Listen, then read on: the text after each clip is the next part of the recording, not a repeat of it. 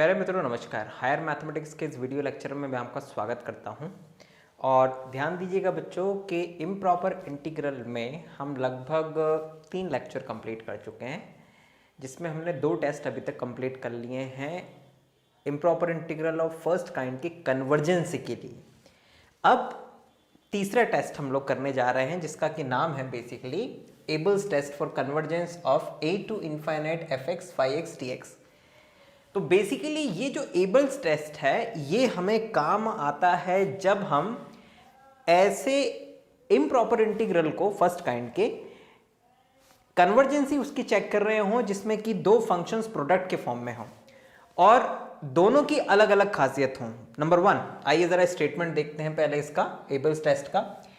If integral a to infinite fx dx converges, मतलब कि इस इंटीग्रल में से अगर केवल fx a to infinite dx इसे लेकर इंटीग्रेशन बनाया जाए या एक इंटीग्रल बनाया जाए तो वो इंटीग्रल कन्वर्ज होना चाहिए, मतलब कन्वर्जेंस होना चाहिए, ठीक, कन्वर्जेंट होना चाहिए मेनली। और इसकी कन्वर्जेंसी 2 टेस्ट जो आप लोग अभी तक कर चुके हैं, चाहे कंपैरिजन टेस्ट हो, चाहे म्यू टेस्ट हो, या फिर सिंपली जो आपने कन्वर्जेंसी के लिए शुरुआत में लिमिट और फिर इंटीग्रल की वैल्यू को कैलकुलेट करने का तरीका अपनाया था, अगर उसके थ्रू ये कन्वर्जेंसी दिख जानी चाहिए। And phi x is monotonic and bounded for x is greater then infinite, यानी a से बड़ी वैल्यू के लिए जो phi x है वो मोनोटोनिक होना चाहिए और बाउंडेड होना चाहिए। मोनोटोनिक का मतलब होता है कि या तो वो डिक्रीजिंग होना चाहिए या इंक्रीजिंग होना चाहिए। नॉर्मली इंक्रीजिंग तो होना नहीं चाहिए वो, क्योंकि अगर इंक्रीजिंग हुआ तो बाउंडेड नहीं होगा, क्योंकि लिमिट a टू इनफाइनाइट है ना, और a से बड़ी वैल्यू के लिए उसको बाउंडेड होना पड़ेगा। तो इंक्रीजिंग तो नहीं, अगर वो फंक्शन डिक्रीजिंग है, मोनोटोनिकली डिक्रीजिंग है, तो उस केस में आई रिपीट phi x अगर मोनोटोनिक है या बाउंडेड है for x is greater than a, then तो उस केस में ये जो इंटीग्रल है ये क्या होगा, ये भी कन्वर्जेंट होगा, right, this is the convergent. तो 2 चीजें हैं, ओके, एक फंक्शन मोनोटोनिक और बाउंडेड होना चाहिए for all a is greater then x greater than a के लिए, और साथ में जो fx dx का इंटीग्रल है a टू इनफाइनाइट में वो कन्वर्जेंट होना चाहिए। अब आइए जरा इस एबल टेस्ट से हम किस तरह के क्वेश्चंस कर सकते हैं, आइए उसको देखते हैं। Now let's take a question. Suppose that कि हमारे पास में एक इंटीग्रल है, integral a to infinite e to the power minus x sin x upon x square dx और a इज ग्रेटर देन 0। मान लीजिए कि ये हमारे पास इंटीग्रल है और इसकी हमें कन्वर्जेंसी चेक करनी है। मैंने यहाँ पूरा लिखा नहीं है, पूरा लिखा होना चाहिए वैसे कि test the convergency of this integral. So वो वेल अंडरस्टूड है कि हमें इसकी कन्वर्जेंसी चेक करनी है। अब आइए जरा इसको हम टेस्ट करते हैं कि ये कन्वर्जेंट है कि नहीं है। ध्यान दीजिएगा, लुक एट दैट। तो सबसे पहले तो आप इसमें से तोड़ लीजिए किसको fx मानना है और किसको phi x मानना है। तो भाई जो मोनोटोनिक आपको दिख रहा हो उसको phi x मानिएगा, और जिसकी कन्वर्जेंसी आप दिखा सकें उसको fx मान लीजिएगा। तो आपने sin x upon x square को कन्वर्जेंट प्रूफ किया है कहां पर, कंपैरिजन टेस्ट में। तो इसे मानिए fx, let fx is equals to sin x upon x square and phi x is equals to e to the power minus x, e to the power minus x। now ध्यान दीजिएगा कि sin x upon x square modulus is less than equal 1 upon x square for all a greater than equal 0, ठीक है ना। for all x for all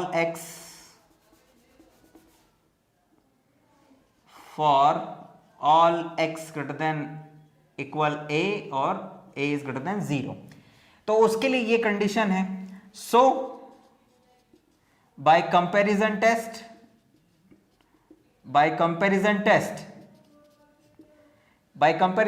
क्या होगा बच्चों, by comparison test integral a to infinite dx upon x square is convergent is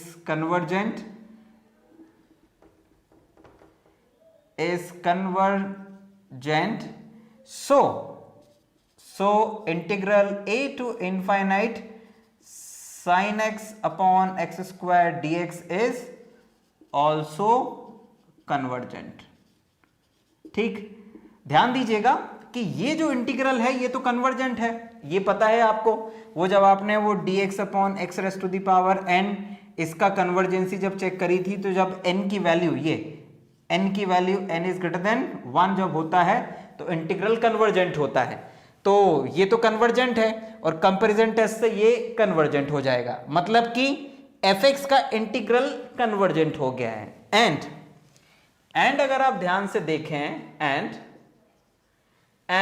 e to the power minus x and e to the power minus x is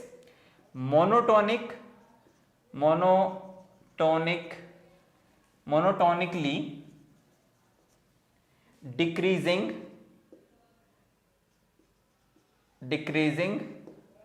and bounded for x greater than a।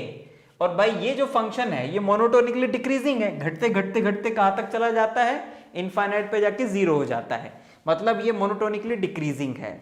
ठीक, तो अब fx का integral convergent हो गया, phi x जिसे आपने माना था वो मोनोटोनिकली डिक्रीजिंग प्रूफ हो गया, तो फिर क्या बचा भाई, तो फिर सिंपल सी बात है कि ये जो है आपका इंटीग्रल ये कन्वर्जेंट हो जाएगा। किस टेस्ट से, एबल टेस्ट से। तो आप यहां पे लिखिएगा, so by Abel's test integral a to infinite fx phi x dx यानी कि integral a to infinite e to the power minus x sin x upon x square dx is what, is convergent। ठीक है ना, is convergent। सो बच्चों यहां पर हमने किस तरह से इस इंटीग्रल को कन्वर्जेंट प्रूफ किया, आप लोगों को समझ में आया होगा। ठीक है ना, तो इतनी बात क्लियर हुई कि एबल टेस्ट का उपयोग किसी भी क्वेश्चन में कैसे करते हैं। दो चीजें हैं, आप जो भी इंटीग्रल आपको कन्वर्जेंट प्रूफ करना हो और उसमें दिख रहा है कि दो फंक्शंस प्रोडक्ट के फॉर्म में है, और एक फंक्शन आपको दिख रहा है कि इसका इंटीग्रल कन्वर्जेंट है, और दूसरा मोनोटोनिकली इंक्रीजिंग या डिक्रीजिंग हो। अभी मैं अपने शब्द वापस लेता हूं, अभी थोड़ी देर पहले जो मैंने कहा था कि वो डिक्रीजिंग ही होगा नॉर्मली, नहीं, वो इंक्रीजिंग भी हो सकता है। अभी मैं आपको बताऊंगा एक क्वेश्चन के माध्यम से कि मोनोटोनिकली इंक्रीजिंग भी हो सकता है फंक्शन, ठीक है, डिक्रीजिंग ही नहीं हमेशा, तो फाई एक्स दोनों ही हो सकता है। तो इन दो चीजों की जांच करिए और उसके बाद में fx को कन्वर्जेंट दिखाइए, फाई एक्स को मोनोटोनिकली इंक्रीजिंग या डिक्रीजिंग दिखाइए उस इंटरवल में जिसमें आपको इंटीग्रेट करना है, तो एबल टेस्ट की मदद से वो इंटीग्रल कन्वर्जेंट हो जाएगा। तो इस तरह से बच्चों हमने एबल टेस्ट की मदद से इस क्वेश्चन को किया। अब एक और ऐसे ही क्वेश्चन लेते हैं एबल टेस्ट का, जिसमें जो फंक्शन है वो मोनोटोनिकली इंक्रीजिंग होगा, डिक्रीजिंग नहीं। आइए देखते हैं। नाउ उसी से मिलता जुलता एक क्वेश्चन लेते हैं, ध्यान दीजिएगा। Integral a to infinite 1 minus e to the power minus x cos x upon x square dx where a is greater than 0। हमें इस फंक्शन की कन्वर्जेंसी चेक करनी है। सो ध्यान दीजिएगा बच्चों कि इस इंटीग्रल की कन्वर्जेंसी चेक करने के लिए फिर से हम लोग एबल टेस्ट यूज करने वाले हैं। और लुक, सबसे पहले वही काम करना है, fx और फाई एक्स। तो अब यहां पर जो fx है वो बनेगा cos x, क्योंकि वो मिलता जुलता था इसका प्रूफ, इसलिए मैंने इसको मिटाया नहीं और इसी में ही थोड़ा करेक्शन करके आपको बता रहा हूं। तो fx बराबर cos x upon x square मानिए और फाई एक्स बराबर मान लीजिए 1 minus e to the power minus x. ठीक है ना। अब आप जानते हैं कि cos x जो होता है उसकी जो वैल्यू होती है +1 -1 के बीच में होती है, तो उसके मॉड्यूलस की वैल्यू हमेशा 1 से छोटी होगी और 0 से बड़ी या बराबर हो सकती है। तो इसका मतलब ये हुआ कि modulus of cos x upon x square is always less than और equal to 1 upon x square for all x greater than equal 0। और अगर a 0 से बड़ा है तो उस केस में हमेशा 1 अपॉन एक्स स्क्वायर जो है वो बड़ा ही होगा, क्योंकि 0 पर कॉस की वैल्यू जो होती है वो 1 होती है नॉर्मली, ठीक है ना। हालांकि आगे भी कई जगहों पर 1 मिलेगी आपको, लेकिन is okay, it is equal का साइन चाहो तो लगा सकते हो, कोई परेशानी नहीं है। सो 1/x² ऑलवेज इस क्वांटिटी से बड़ा होगा, बड़ा होगा। एंड बाय कंपैरिजन टेस्ट ये जो इंटीग्रल है, ये 1/x² का जो इंटीग्रल है, ये हमेशा क्या होगा, कन्वर्जेंट होगा। वही जो थोड़ी देर पहले हम लोगों ने डिस्कस किया था for n is equal to 1, क्योंकि ये जो x² है इसमें n की वैल्यू 2 है। तो इसका मतलब ये हुआ कि by comparison test cos x upon x² is also convergent, मतलब ये तो भैया कन्वर्जेंट हो गया। तो एक चीज तो प्रूफ हो गई कि जो fx है cos x अपॉन x², उसका जो इंटीग्रल है वो कन्वर्जेंट हो गया। अब आते हैं 5x के ऊपर, एंड यहां पर ये जो है and 1 minus e to the power minus x is monotonically, ये डिक्रीजिंग नहीं है बच्चों, इंक्रीजिंग है। अब तुम पूछोगे कैसे, इंक्रीजिंग, ठीक है ना। अब मैं बता देता हूं कि ये इंक्रीजिंग कैसा है। लुक एट दैट भाई, नॉर्मली जो e to the power minus x होता है वो डिक्रीजिंग होता है, ठीक है ना, ये डिक्रीजिंग होता है। तो मतलब कि इसकी वैल्यू क्या होती है, घटती है, घटती है, घटती है, घटती है, घटती जाती है। और a क्योंकि 0 से बड़ा है तो 0 पर तो इसकी जो वैल्यू होती है वो 1 होती है, और जब x की वैल्यू बढ़ती जाती है तो इसकी वैल्यू घटते घटते घटते कहां तक जाती है, 0। मतलब इसकी maximum value e to the power minus x की मैक्सिमम वैल्यू जो होती है वो होती है 1, और क्योंकि 0 इसमें शामिल नहीं है तो इसकी वैल्यू 1 से छोटी होगी, और ये हमेशा बड़ी या इक्वल हो सकती है 0 के। अगर आप इनफाइनाइट भी ले रहे हैं तो ये 0 के इक्वल हो जाएगी। मतलब ये बाउंडेड तो हो गया, ठीक है ना, बाउंडेड हो गया है और डिक्रीजिंग है। जब जैसे जैसे x बढ़ेगा ये डिक्रीज होता जाएगा, ठीक। तो e to the power minus x decrease हो रहा है, लेकिन 1 minus e to the power minus x की बात हो रही है तो ये डिक्रीज हो रहा है, और वो चीज 1 में से माइनस हो रही है। तो x बढ़ता जा रहा है, ये चीज कम होती जा रही है, तो 1 minus e to the power minus x बढ़ता जाएगा, है ना। क्योंकि भाई जब ये चीज छोटी होती जाएगी तो जब उसको 1 में से आप घटाएंगे तो माइनस के बाद में जो रिजल्ट आएगा वो बढ़ेगा। जैसे मान लीजिए कि e to the power minus x की वैल्यू 0.9 आती है, राइट। तो 0.1 माइनस 0.9 कितना होगा, 0.1। फिर इसकी वैल्यू और घटेगी तो 0.8 आएगी, तो 1 माइनस 0.8 0.2, फिर ऐसे 0.5 आएगी। जब e to the power minus x की वैल्यू 0.5 होगी और उसे 1 में से माइनस करेंगे तो आंसर आएगा 0.5।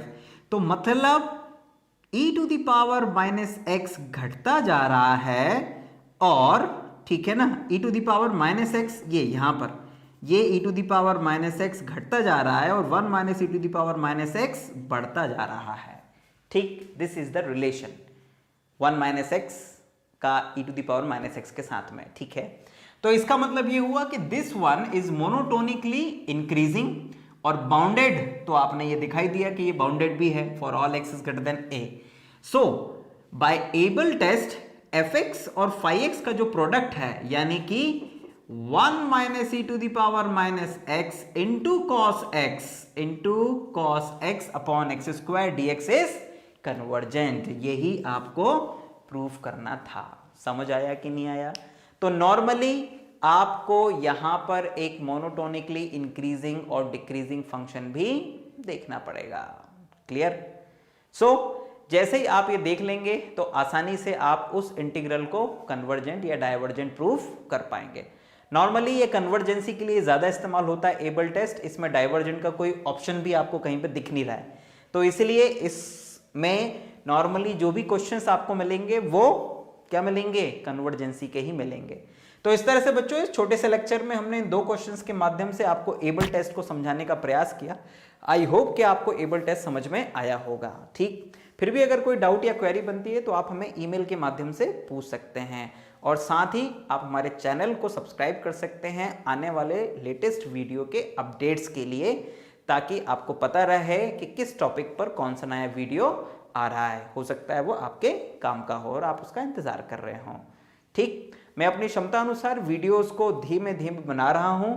हो सकता है कि कुछ बच्चों के पेपर्स जल्दी आने वाले हों, कुछ के लेट आने वाले हों, कुछ के शुरू भी हो गए हों और उनको उनके वीडियो नहीं मिल पा रहे हों, जबकि मैंने उनसे कहा था कि इस टाइम पे हम वीडियो बनाने का प्रयास करेंगे।